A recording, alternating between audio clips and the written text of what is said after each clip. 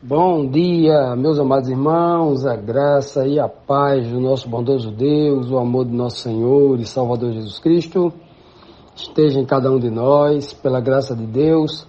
Já chegamos aí no meio da semana, hoje, quarta-feira, vamos estudar um pouco mais aqui dessa lição maravilhosa do livro de João, capítulo 11, finalzinho do capítulo 11, onde estamos estudando sobre a decisão dos líderes judeus em matar, executar o nosso Senhor e Salvador Jesus Cristo.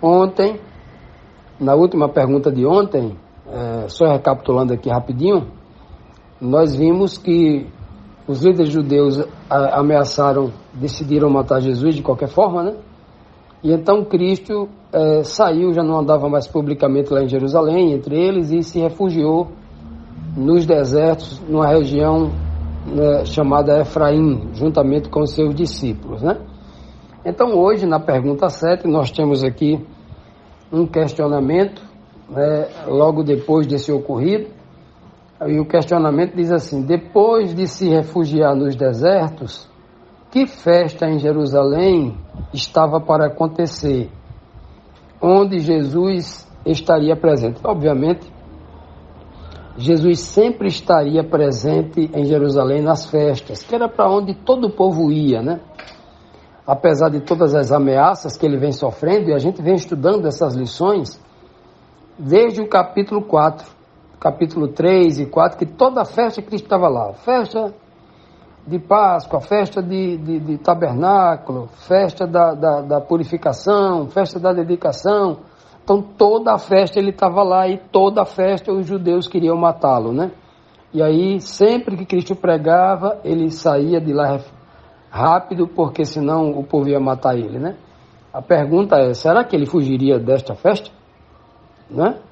Será que ele realmente estaria presente? Pois bem, o que diz o texto? João, capítulo 11, versículo 55, diz assim: ao se aproximar a Páscoa judaica, muitos foram daquela região, da região que Cristo estava, os desertos lá de Efraim, uma região chamada Efraim lá no deserto. Muitas pessoas daquela região foram para Jerusalém, a fim de participarem das purificações cerimoniais antes da Páscoa. Geralmente, antes destas festas, haviam as festas de purificação, Eles usavam muita água, em alguns casos, com sacrifício, com hisopo, usando o hisopo, Por isso que Davi diz assim: purifica-me com hisopo e ficarei puro, usando uma tipologia, Uma tipologia que é uma planta que era muito utilizado para problemas de micose, questão de pele e tal, Então, assim, era uma tipologia, porque falava de coisa física e, obviamente, Davi estava se referindo ao espírito. E todas essas cerimônias judaicas, elas eram realizadas no físico, na pele, no corpo, na parte física, apontando para algo muito maior, muito mais profundo no espírito, Uma realização muito mais.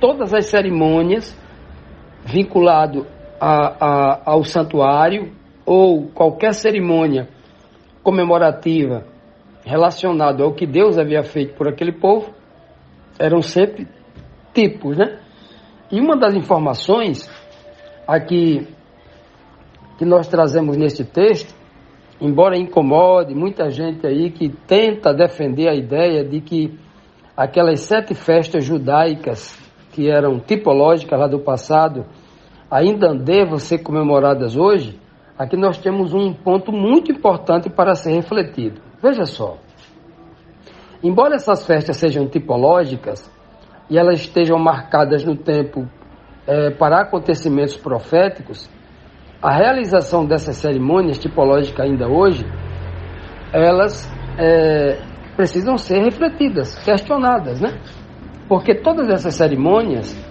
elas eram baseadas nos tipos que apontavam para Cristo. Qual era a cerimônia, por exemplo, que não era morto um bode, um cordeiro, um boi, esses sacrifícios todos apontavam para Cristo, que já se cumpriu lá na cruz do Calvário, né? A Páscoa, por exemplo, o principal item, vamos falar assim, o ponto maior da Páscoa era comer o cordeiro assado, com ervas amargas. E aí isso já se cumpriu, né? Porque Cristo é o cordeiro já foi morto. As ervas amargas, a amargura, ele já comeu por a gente, ele já passou essa amargura em nosso lugar, né? Então, muita gente se questiona, e aqui está um texto, o livro de João, no capítulo 11, versículo 55, um livro escrito aí mais de 20 anos depois da ressurreição.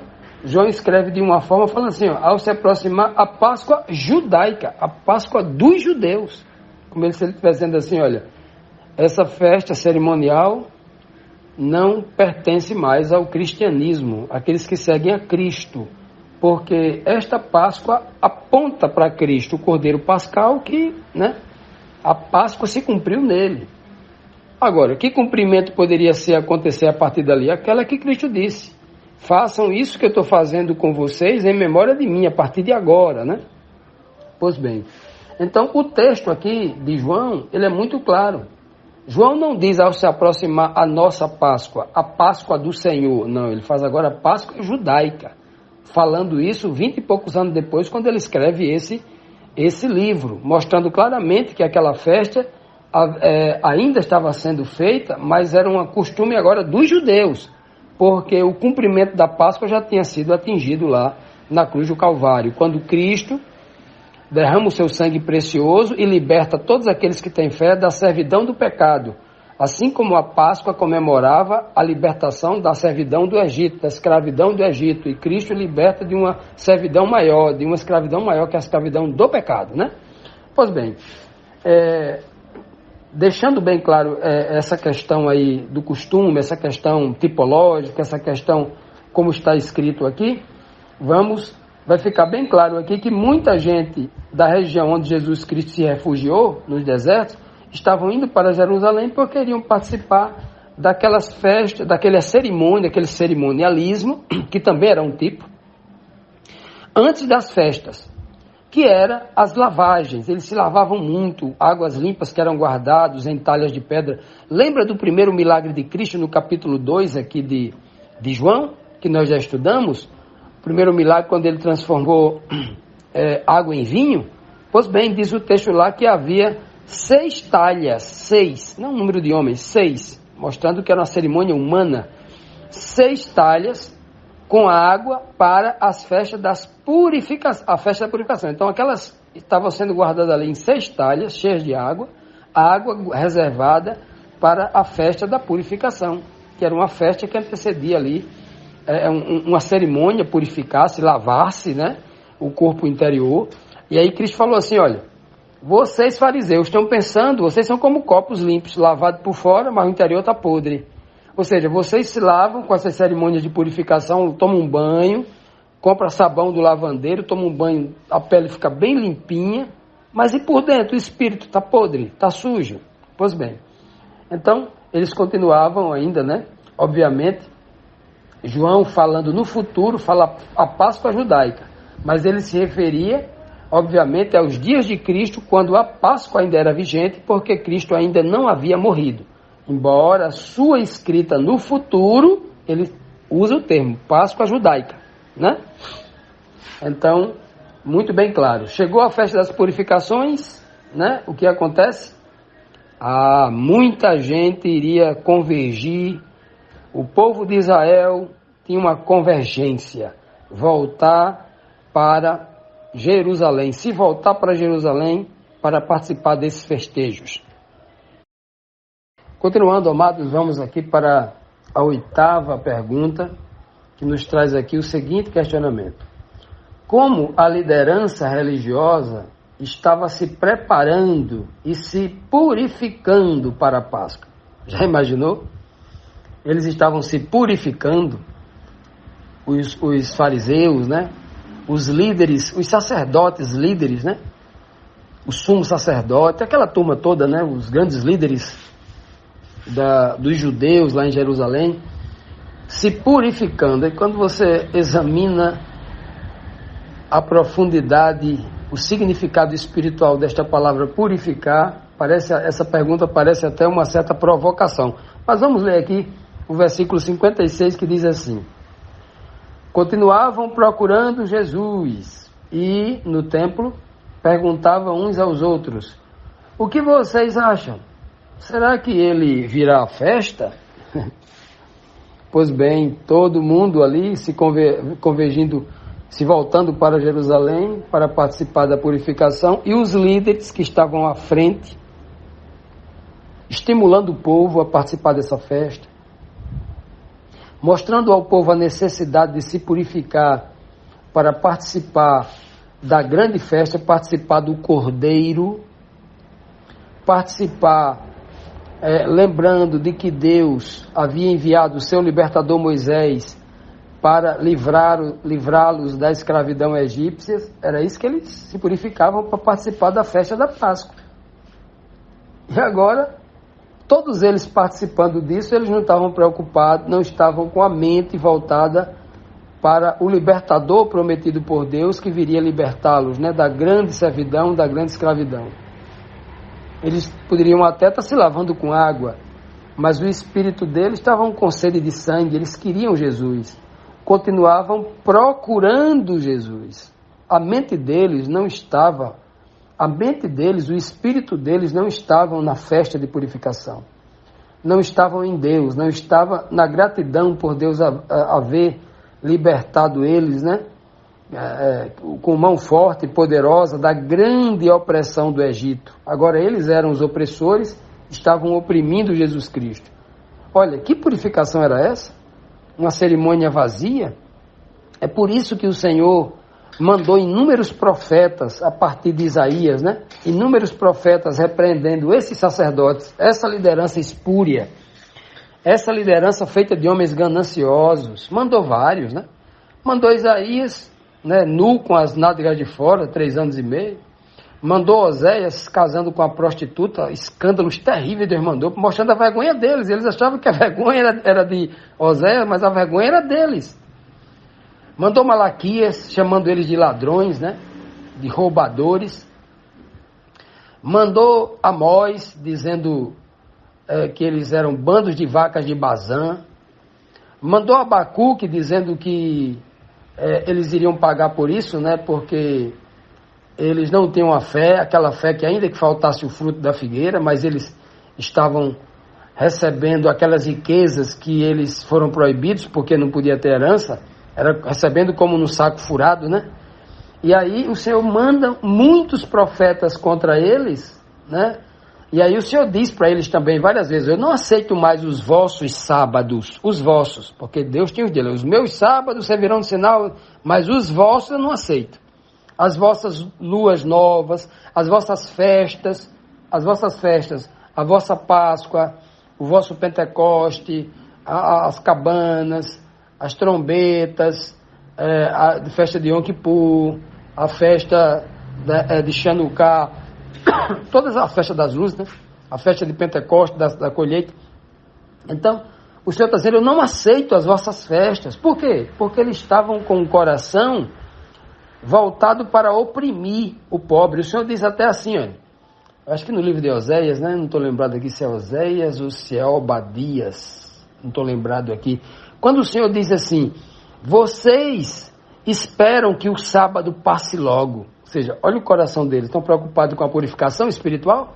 Passe logo, porque vocês querem roubar na balança, diminuir o peso na balança, colocar o produto de segunda qualidade, comprar o pobre por um par de sapato. Vocês querem que passe logo as horas santas, porque vocês querem fazer bandidagem, querem fazer coisa errada.